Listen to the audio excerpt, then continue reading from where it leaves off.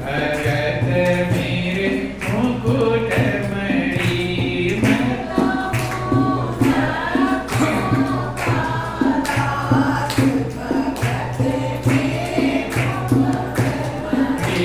मैं तो हूँ भक्तों का दास भगत मेरे मुकुट मणि मैं तो हूँ भक्तों का दास भगत मेरे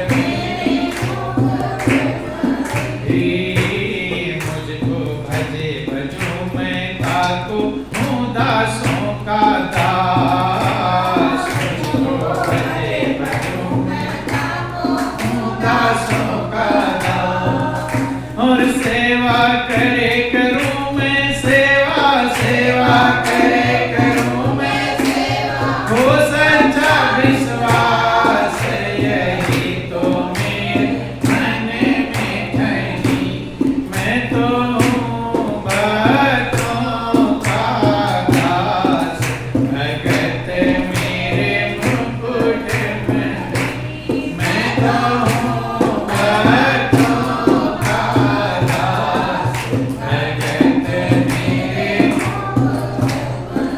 भगवान कहते मुझको भजे भजूं मैं था हूँ दासों का दास भगवान कहते जो मुझे भजता है मैं उसे भजता हूँ और ये नियम है आप जिसकी जैसे याद करते हैं उसको भी आपकी वैसे याद करते हैं किसी को ईर्ष्या के भाव से याद करते हैं तो उसके अंदर भी आपके प्रति नफरत का भावना पैदा हो जाए और किसी को प्रेम के भाव से याद करते हैं तो उसके अंदर भी आपके प्रति क्या भाव पैदा होगा प्रेम जैसा आप भजेंगे वैसा क्योंकि तरंगे आपके मन की चलती हैं जिससे आपका प्रेम का भाव होगा तो वो भी आपके प्रति प्रेम का भाव का आभारी होगा और जिससे ईर्ष्या का भाव हो जाएगा तो आप भले को तो कुछ कहो लेकिन अगले को धीरे धीरे समझ में आने लगे क्योंकि आपके दिल की तरंगे चलती हैं भगवान कहते मुझको भजे भजूं मैं ताको हूँ दासों का दास मैं दासों का दास हूँ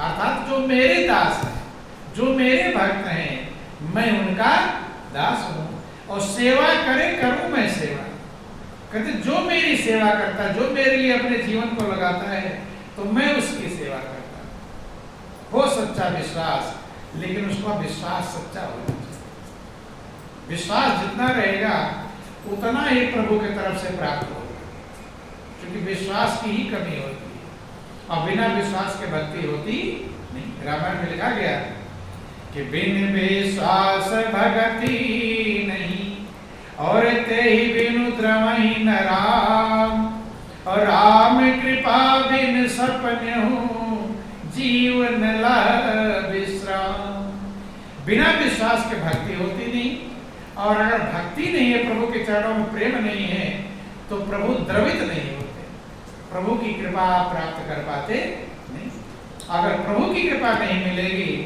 तो आप स्वप्न में भी शांति नहीं पाएंगे जगने पर छोड़ दो सपने में भी शांति अर्थात शांति नहीं मिलेगी जब तक जीव प्रभु की कृपा को प्राप्त नहीं कर पाएगा चाहे सारा संसार का सब कुछ प्राप्त कर ले लेकिन प्रभु की कृपा के बिना शांति मिलती नहीं तो कहते मुझको भजे भजूं मैं ताको हूँ दासों का दास और सेवा करे करूं मैं सेवा हो सच्चा विश्वास यही तो मेरे मन में धनी यही मैंने ठान रखा है अर्थात यही मेरा नियम है यही मेरी प्रतिज्ञा है तो भगवान कहते मैं क्या क्या करता हूं कि जूठा खाऊं गले लगाऊं नहीं जाति का ध्यान जूठा खाऊं गले लगाऊं नहीं जाति का ध्यान जूठा खाऊं गले लगाऊं नहीं जाति का ध्यान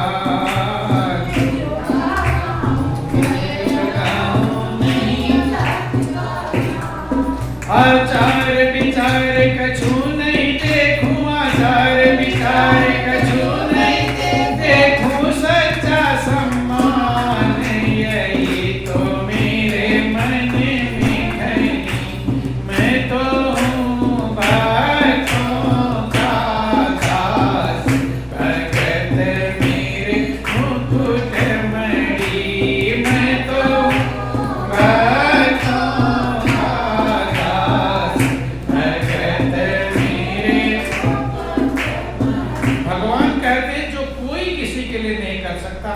करता हूँ, किसके लिए? भक्त के लिए। जूठा खाऊं, मैं भक्त का जूठा खा लेता हूँ।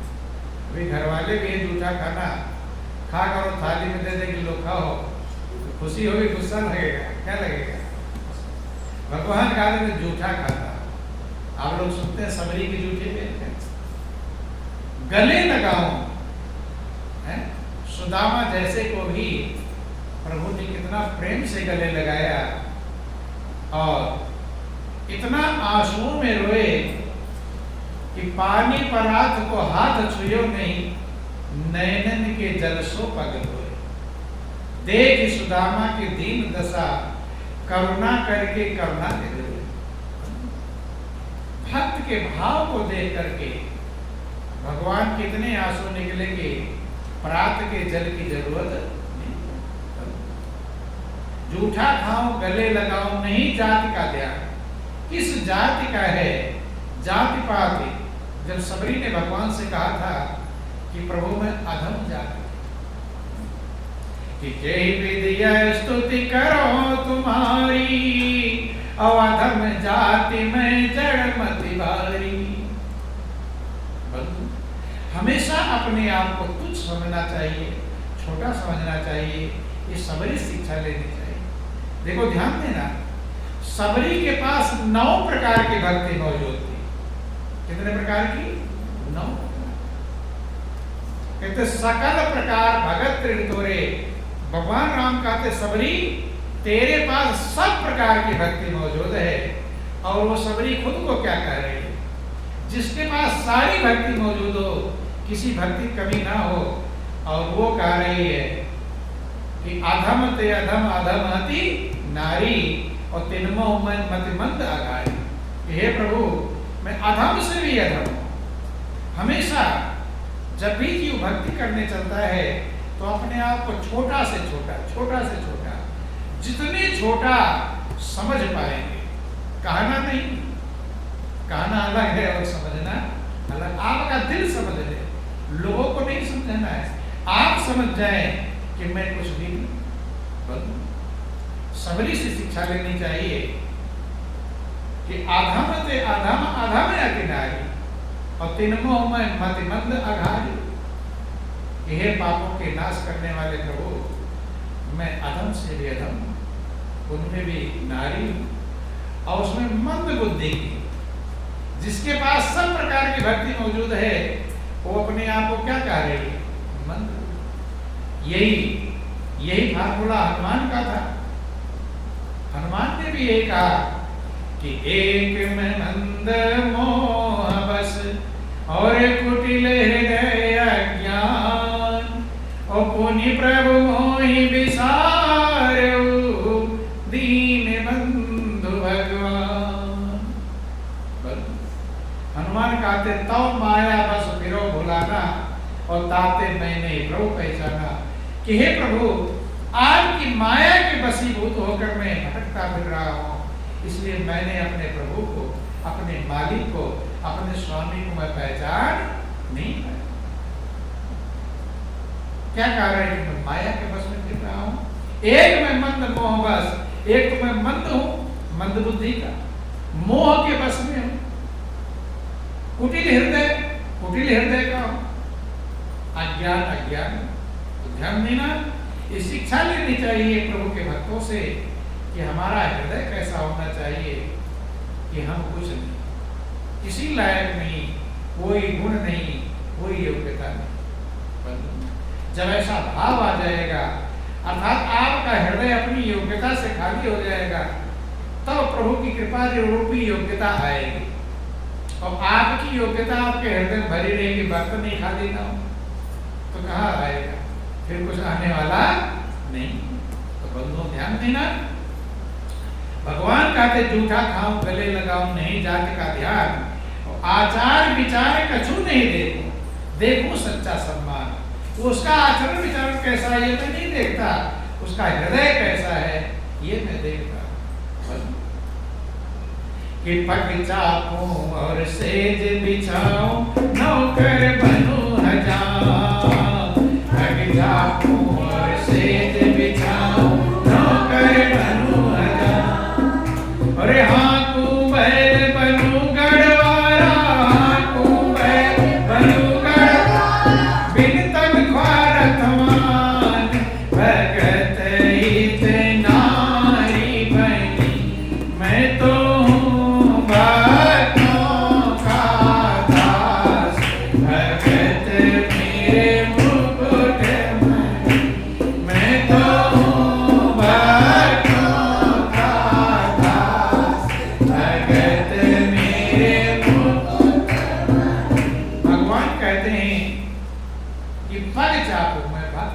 सागर में दबा था। रामायण वर्णन है गुरु विश्वामित्र के, जिनके चरण सरोरु लागी, करत विविध जब जोग विरागी, तेई दो बंधु प्रेम जन जीते, गुरुपद कमल पर उठत प्रीति। चरण पग चापूं और सेज बिछाऊं, नौकर बनूं हजार। भगवान कहते हैं मैं भक्त का नौकर बन जाता। क्या बन जाता हूं? नौकर। छोटा सा प्रसंग है, जिक्र आता है कि नंदा नाई का वो किसी राजा के यहाँ पर नौकरी करता था और ड्यूटी थी राजा जब रात में सोने तो उनके चरण दबाने का, रात भर चरण दबाने। अब कभी जा रहे थे ड्यूटी करने, रास्ते में के सत्संग हो रहा, खड़े होकर थोड़ा सुना, अच्छा लगा, बैठे।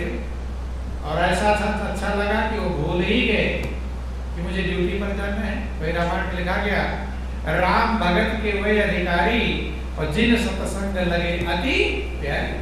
इतना प्यार उसको लग गया, भूल गया सुध बुध को, सत्संग में मगन हो गया और सत्संग भी रात भर चलता रहा। सवेरा हुआ, प्रसाद बटा तो सब लोग अपने अपने घर जाने तक उसे ध्यान आया, करे अब मुझे तो ड्यूटी ही छूट गई, ड्यूटी जाना था और राजा मुझे सजा देगा। डर और बेचैनी से घर पहुंचा, इतने में राजा का मंत्री पहुंच गए कि नंदा चलो, तुम्हें राजा ने बुलाया। पैरों में गिर थोड़ा मारने लगा, आज गलती हो गई, ड्यूटी नहीं जा पाया। जाता है राजा के पैरों में गिर पड़ता है कि महाराज आज मुझे क्षमा कर दी, आज मैं ड्यूटी नहीं आता है। राजा कहता है नंदा आज मैं तुझसे बहुत खुश हूँ, आज तूने इतनी अच्छी सेवा किया है, इतनी अच्छी सेवा किया है, इतनी अच्छी सेवा कभी किया नहीं। कभी कभी लोग व्यंग बोलते हैं, काम नहीं किए हो तो कहते आज तुमने बहुत पहाड़ पलटा है, नहीं कहते हैं, इसका मतलब काम किया नहीं है, जानते हैं, उल्टा बंधु। अब जो है नंदा सोचता आज ही ड्यूटी पर नहीं है और क्षमा मांगना। राजा कहते नंदा ये क्या कर रहा है, आज की सेवा समय इतना प्रसन्न हो, मैं तुझे इनाम देने को तैयार हूं और आज जो मांग लेगा मना नहीं करूंगा, अदे नहीं बंधु। नंदा ने विचार किया, मंत्री कहा था देखो तुम्हारा साइकिल हुआ, ड्यूटी पर है, तुम्हें क्या कार्य, क्या दिमाग तुम्हारा चक्र। नंदा ने ध्यान गौर करके देखा तो देखता है कि भगवान ही मेरा वेश बना करके और रात भर राजा के चरण दबाए हैं, आंखों में आंसू की धार बह। क्योंकि प्रभु की कृपा और दया को भक्त ही समझ पाता है, जो उस गहराई को उतरता है वो जान पाता है। ये दुनिया वाले न कभी समझ पाए हैं और ना कभी समझ पाए। तो जब उसका अनुभव नहीं है, जो चीज आप खाए ना उसका स्वाद कैसे जाने। राजा कह रहा है कि नंदा मांग, तुझे क्या मांगना है। उसने कहा कि अगर आप देना चाहते हैं तो आज से नौकरी से इस्तीफा, कि जिस नौकरी के लिए मेरे प्रभु को, मैं तो भाई परिवार का पालन करने के लिए ड्यूटी कर रहा हूँ, प्रभु को मेरी ड्यूटी करनी पड़ी, अब मैं उन्हीं का बन जाऊंगा, उन्हीं की नौकरी करूंगा। कोई किसी ने कहा मेरे मालिक तेरी नौकरी और सबसे अच्छी है, सबसे खरी, उससे खरा सौदा भी कुछ नहीं है बंधु। अब जो है नंदा नौकरी भोकरी बंद करके और प्रभु के चरणों में लग गया और आज उसके गीत गाए, परम सहारे को पकड़ लिया जो सहारा कभी छूटता नहीं। तो भगवान कहते पग चापूं और सेज बिछाऊं, नौकर बनूं हजाम और हाँकूं बैल बनूं गढ़वारा, बिन तरफार अतवार, मैं गाड़ी भागता हूं। किसकी गाड़ी हाँके थे मालूम? सुनते रहते हैं और उधर से करते हैं। क्योंकि प्रभु किस माध्यम से कृपा करेंगे, सब पर कृपा करते हैं। ध्यान देना, जो लोग कहते भगवान की मेरे ऊपर कृपा नहीं, उन पर भी कृपा करते हैं, लेकिन समझने वाला होना चाहिए। बिना प्रभु की कृपा के आप विश्वास भी नहीं ले सकते, तो कृपा कर रहे हैं कि नहीं कर रहे हैं। लेकिन लोग शिकायत करते रहे भगवान मुझसे नाराज है, मेरे ऊपर कृपा नहीं, कहते कि नहीं कहते। क्योंकि ये जो सत्संगीय व्यवस्थाएं है खाली कृपा को समझने के लिए, कृपा तो है ही, कृपा की कमी नहीं है, कृपा समझ जाए इसलिए ज्ञान विवेक की आवश्यकता है बंधु। कोई ऐसा नहीं है जिसके ऊपर मालिक की कृपा ना, कि तेरी मर्जी के बिना हे प्रमोद मंगल मोर, अब पत्ता तक हिलता नहीं, खिले ना कोई फूल। तो जब कोई फूल नहीं खिलता तो आप सांस ले लेंगे, तो कृपा है कि नहीं? जिंदा है ये कृपा है, सूरज चंद्रमा रोशनी मिल रही है कृपा है, कितनी कृपा है आप गिन नहीं सकते। लेकिन ये सब एक तरफ रख देते हैं और कहते हैं मेरे ऊपर भगवान की कृपा नहीं, ये बहुत बड़ी भूल है। तो नरसिंह का कहानी आप लोग सुनते रहते हैं कि नरसिंह घर वालों ने भी छोड़ दिया था, क्योंकि जो प्रभु की तरफ जाता है झंझट तो होता ही नहीं, समझ क्यों? ताल नहीं मिलता, दिल नहीं मिलता, दोनों के रास्ते अलग अलग होते हैं। घर वाले कह देखो ये पूरे हरदम घर में साधु संत सब आते जाते रहते हैं, सबको खिला खिला के भिखारी बन गया, और हम मिले जुले रहेंगे तो हमारे यहाँ भी वही चालू हो जाएगा, सीधा बंद करो, तो भाई का रास्ता ही बंद करते हैं, इसी के यहाँ जाते गरीब हो गए। तो जी कराता है भात भरने के लिए कोई व्यवस्था नहीं, एक पुरानी बैलगाड़ी ढूंढ लिया है, और उस पर जाने को भी भाई कोई तैयार नहीं हुआ, तो किसको बिठाया? वही जो साधु संत जो थे, जिनका सेवा सहयोग करते थे, सब बैठ गए। किसका पैर लंगड़ा है, कोई कैसा है, कोई कैसा, सबको बिठा दिया और चल दिए। जब चल दिए तो ध्यान देना कि प्रभु की निगाह हरदम आपके ऊपर रहती है। वो तो जो व्यवस्था जानबूझ कर देते, देखते रहते क्या कर रहे हो, क्या नहीं समझ। बोलो वृंदावन बिहारी लाल की। भगवान ने देखा कि अभी ये टूटी फूटी बैलगाड़ी लेकर चला है, कब पहुंचेगा, कब पता चला पहुंचेगा नहीं, भात उधर खत्म हो जाएगा, कहीं भी भात भरने का टाइम खत्म हो जाएगा, ये पहुंच नहीं पाएगा। इसलिए भगवान रास्ते में खड़े हो गए और दो चार साधुओं को साथ में ले लिया, साधु का वेश बनाकर, कि गाड़ी वाले मुझे बिठा ले, गाड़ी रोक एक बार, भक्त में हार गया। गाड़ी वाले मुझे बिठा ले, गाड़ी रोक एक बार, भक्त में हाथ देने लगे, रोकने लगे गाड़ी वाले, हमें बिठा लो। नरसिंह सोचे इतने बैठे, यही गाड़ी पे नहीं चल पा रहे और बैठ जाएंगे, कि नरसिंह जी यूं कहने लागे, गाड़ी मेरी पुरानी है। नरसिंह जी यूं कहने लागे, गाड़ी मेरी पुरानी है। वो बोले मैं ठीक करूंगा, मेरे हाथ में आरी है। वो बोले मैं ठीक करूंगा, मेरे हाथ में आरी है। तो कभी कभी बस थोड़ा इधर उधर होता है तो प्रभु संभाल लेते हैं, कि भक्त को प्रभु का भरोसा रहता है, थोड़ा दायां बायां भी हुआ तो कृपा कर देते हैं। नरसिंह कहने लगे कि भाई ये पुरानी गाड़ी है, इतने लोग बैठे हैं इसमें, भगवान ने कहा इसकी चिंता मत करो, इसकी चिंता मत करो, मैं गाड़ी ठीक कर दूंगा अगर कहीं बिगड़ गई। क्या करूंगा? हाँ कुर्सी ले लो, कुर्सी। बोलो वृंदावन बिहारी लाल की। कि प्रभु बोले मैं ठीक करूंगा, मेरे हाथ में आरी है। प्रभु बोले मैं ठीक करूंगा, मेरे हाथ में आरी है। और खाती मेरी जाति है, और कृष्णा मेरा नाम, भक्त में हार गया। खाती मेरी जाति है, और कृष्णा मेरा नाम, भक्त में। कहते हैं कि भाई मेरी जात ही कारपेंटर की है, खाती मैंने बड़े ही होता है, और कृष्णा मेरा नाम है, कहीं गड़बड़ हुई बिगड़ेगा तो बना दूंगा सारे औजार साथ में, अभी गाड़ी की चिंता बस बिठा दो। तो ध्यान देना, भगवान कह रहे हैं कि मेरा काम करो, लेकिन काम किसका होना है? भक्त का। भक्त का काम कर रहे हैं और कहा क्या रहे हैं कि मुझे जरूरत है। ऐसे महापुरुष कहते जरूरत मुझे है, लेकिन जरूरत हमेशा भक्त को होती है, उसके कल्याण के लिए व्यवस्था रहती है। लेकिन लोग सोचते हैं महापुरुषों की उन्हें कोई जरूरत है नहीं। भगवान कृष्ण कहते गीता में कि अर्जुन मेरे लिए करने के लिए कुछ भी नहीं, लेकिन मैं अगर ना करूं तो लोग कैसे करेंगे? लोग आकर मेरे हो जाएंगे, इसलिए मैं करता हूं। बंधुओं, तो अब बैठ गए, जब बैठ गए कि 16 साधु संग लिए, ओ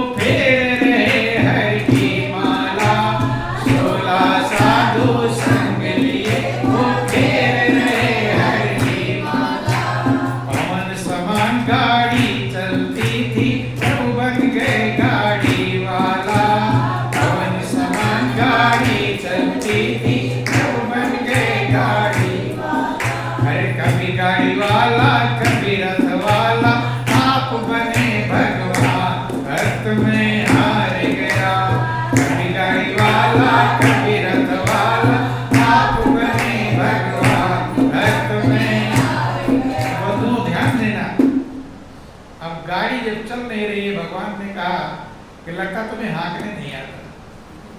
नर्सी कहने लगे हाँकने तो आता, लेकिन इतने और बैठ गए, इतने लोग बैठ कमजोर हैं। उन्होंने कहा लाओ मैं हाँकता। उन्होंने कहा तुम हाँक देते हो? कहते मेरे दादा परदादा से यही काम है। भगवान का काम क्या, सबकी गाड़ी हाँक। बैठ गए। श्री कृष्ण ने जोर लगाया, बैलों में दम आया था। श्री कृष्ण ने जोर लगाया, बैलों में दम आया था। पल के बीच में नरसी भगत को सिर सागर पहुंचाया था। पल के बीच में नरसी भगत को सिर सागर पहुंचाया।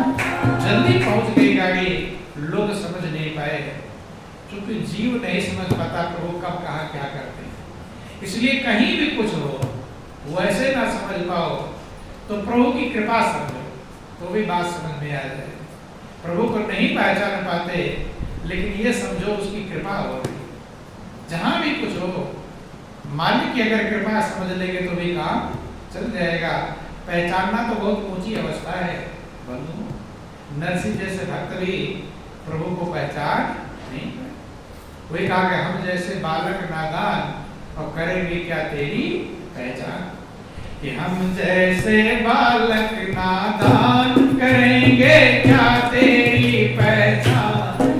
जैसे बालक नादान, करेंगे क्या तेरी पहचान। करेंगे क्या तेरी पहचान, करेंगे क्या तेरी पहचान। हम जैसे बालक नादान, करेंगे क्या तेरी पहचान।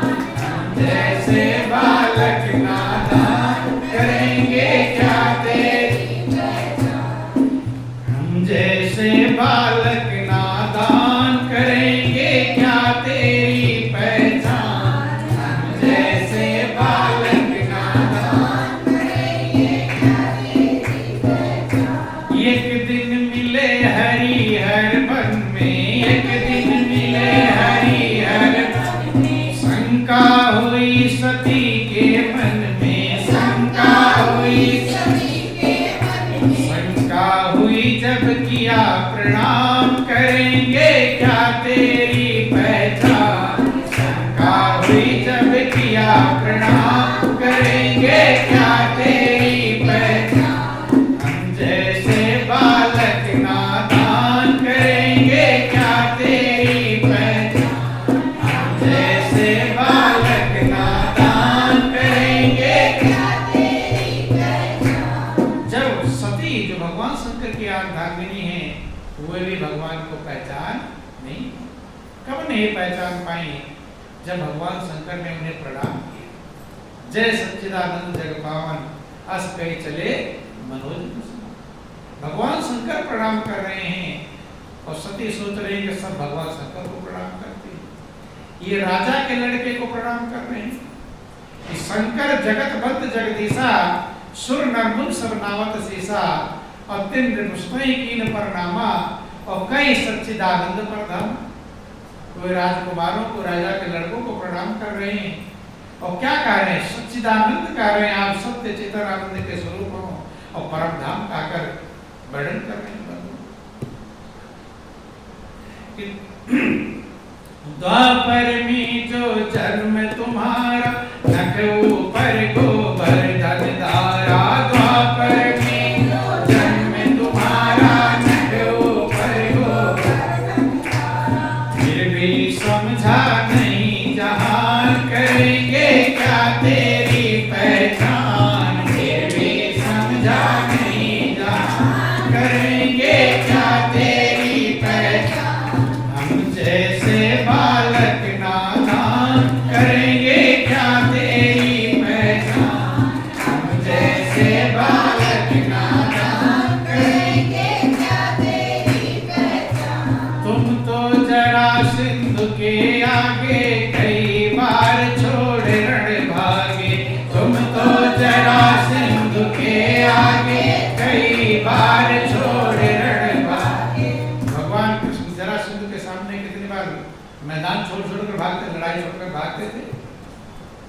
कि भ्रमित हुए बहुत इंसान, करेंगे क्या तेरी पहचान। भ्रमित हुए बहुत इंसान, करेंगे क्या तेरी पहचान। तो जीव पहचान नहीं पाता परमात्मा की व्यवस्था को, लेकिन इतना समझ ले, अगर प्रभु की कृपा को समझता हुआ चले तो प्रभु की कृपा से धीरे धीरे पहचान करने भी लगेगा। तो जीवन बहुत कीमती है, अनमोल है। ये जिंदगी इसीलिए मिली है, उस परम सहारे में अपने मन को लगा लो। क्योंकि जितने सहारे हैं ये छूटने वाले हैं, धोखा देने वाले हैं। आपके साथ दुनिया का कोई सहारा रहने वाला नहीं है। कहीं कबीर जब काल प्राण लेता है, गैर की बात क्या ये तन भी न साथ देता है। साथ मात एक है, उस साथी को साथी बना लें जो हमेशा का साथी है। यही सबसे बड़ी समझदारी है, यही सबसे बड़ी होशियारी है, यही सबसे बड़ी बुद्धिमानी है। इन्हीं चंद शब्दों के साथ बोलिए प्रेम से गुरुदेव महाराज।